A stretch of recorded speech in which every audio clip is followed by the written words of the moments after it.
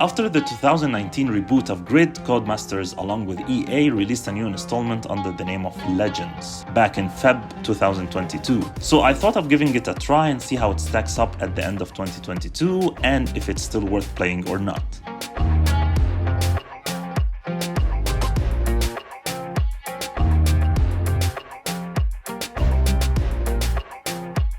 What's up everyone and welcome to a new video. My name is Omar with Real Gamer Review and today we are reviewing Grid Legends almost 1 year after being released. If you're new to the channel, please consider subscribing and liking the video and turn on the bell icon to see more videos like this one. Without further ado, let's get right into it.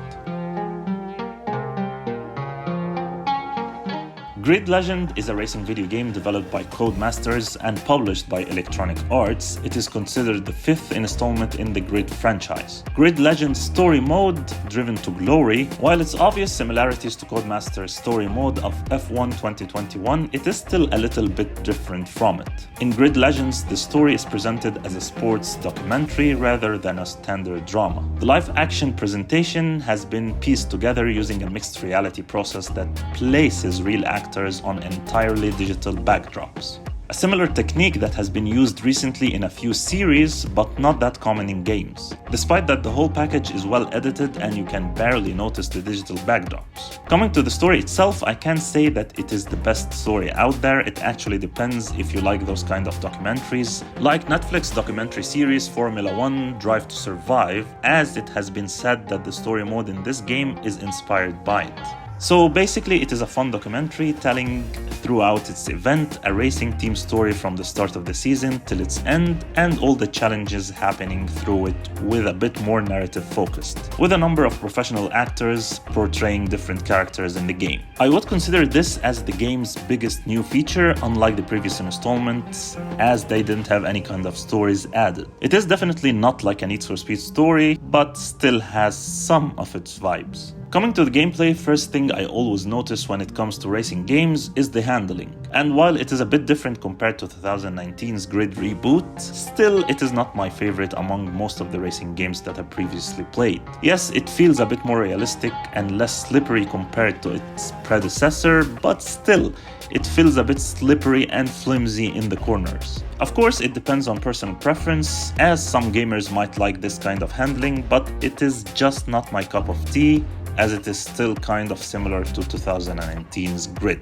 Grid Legends has around 130 track variations to race on, ranging from real-life circuits like Brands Hatch, Indianapolis Motor Speedway, Suzuka International Racing Course, and the return of Mount Panorama Circuit, to street circuits in various cities such as San Francisco, Paris, London, and Moscow. The game features over 100 vehicles, including touring cars, semi-trailer trucks, open-wheel cars, stadium trucks, drift cars, and even electric vehicles this time around. You will be competing in arena ovals, on street circuits, or off-road tracks. And for the first time in the series, players will be able to create their own races, including custom routes, obstacles, weather conditions, vehicle restrictions and rules. And of course, we see the return of the Nemesis feature. Like 2019's Grid, this system will make the AI drivers aggressive towards you if you hit them too hard or too often. And I'm guessing as advertised in Grid 2019, as a result of this system along with the game AI, there are 400 unique AI drivers, each with their own racing style. Other than the story, there is a career mode where you can play a series of events and mini championships, and of course you start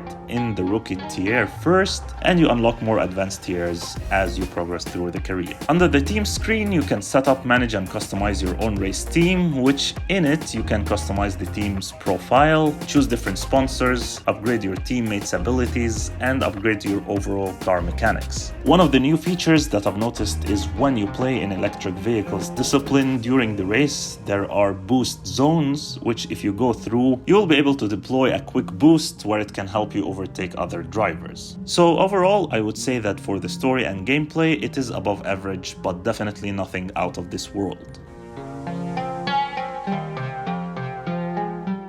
As I mentioned before regarding the visuals, it is similar to Grid 2019, but of course slightly enhanced. You'll notice that the textures, reflections, tracks, and different weather conditions all look a bit better in comparison to 2019's Grid, especially racing in rainy and snowy conditions. The car models, tracks, overall visuals, lighting, and reflections are good. Not the best compared to some other games released last year and this year, but I would say they are decent enough. Also worth mentioning, there was an update that was released recently which added to the game foggy and sandstorm weather conditions, which was a welcomed addition as it added a bit of variety to the races in the game. So I would say that the graphics and visuals are good, definitely not the best out there, but still decent enough for 2022.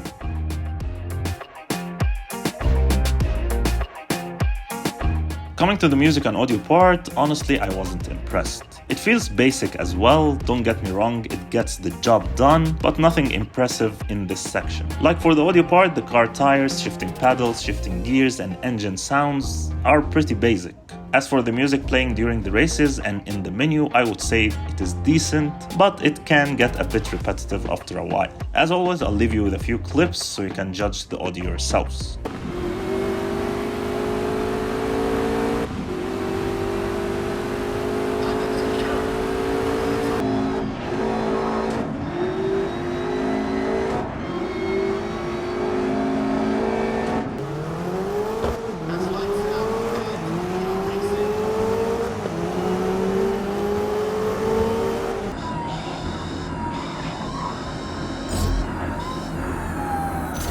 Boost is good to go.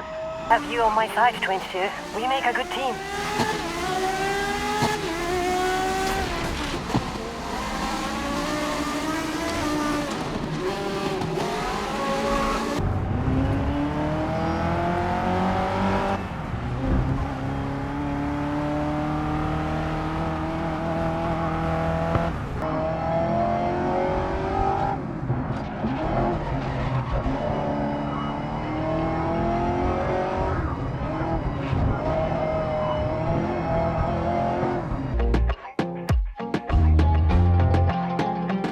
Codemasters created something good for 2019's Grid reboot, but if you like me have played already 2019's Grid game before playing this game, then you would feel that not much has been added since that installment besides the story mode and a few new weather conditions.